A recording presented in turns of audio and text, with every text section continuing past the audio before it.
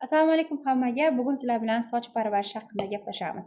Soch parvarishida eng muhim narsa bu sifatli shampun. Bizning mahsulotlarimiz ham sifatli, ham hamyonbop hisoblanadi. Qora sedana shampunimiz soch to'kilishini davolab beradi, ham sochlarni o'stirib, qalinlashtirib berishga yordam beradi. Undan tashqari, sochni parvarishlagan vaqtida обязательно bosh terisini ham parvarishlash kerak. Bizning sochimizni, bosh terimizni parvarishlab beradigan eng zo'r maskamiz bu burchli qizil maskamiz hisoblanadi. Bu maskani bosh terisini surtib qo'yib 15 daqiqa qoldirib, undan keyin ana shu shampun bilan yuvib tashab, uni zindan o'zini ana shunday zo'r balzami bor. Bu replenniy balzam hisoblanadi.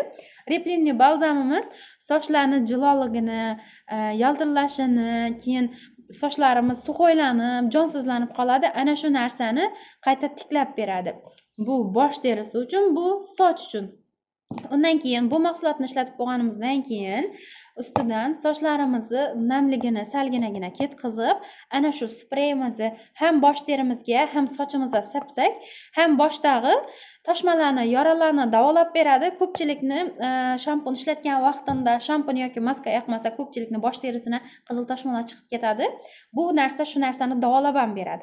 Undan tashqari bu termozashita hisoblanadi. Ko'pchilik sochini utuklaydi, baribir ayollar sochlarini utuklaydi. Ana shu vaqtida sochlar sinadi, har xil shaqalab boshqacha bo'lib ketadi. Bu sprey shu narsani oldini olib beradi, kuyishdan himoyalab beradi. Har kuni utuk ishlatadigan jingalak sochli qizlarimiz bor. Bu narsani sapib, undan keyin utuk ishlatsa sochlari zararlanmaydi.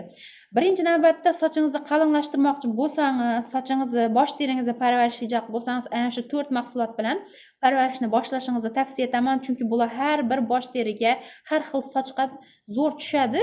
Bu mahsulotlar bosh terisi soch tanlab o'tirmaydi, ham zo'r yeri yosh ham tanlamaydi. Yosh qizaloqlarimizni hozirdan ana shu mahsulotlar bilan boshlarini parvarishlab, sochlarini parvarishlab boshlasangiz, keyinchalik baribir ayollarda tug'ruqdan keyin soch to'kilishlari ko'p bo'ladi. Bu narsa shu narsani oldini oladi. Muntazam har doim ishlatish mumkin. Shuning uchun sizlarga tavsiya etaman, ham arzon, ham sifatli, ham samarali mahsulot kerak bo'lsa, bemalol ana shu mahsulotlarimizdan xarid qilishingiz mumkin.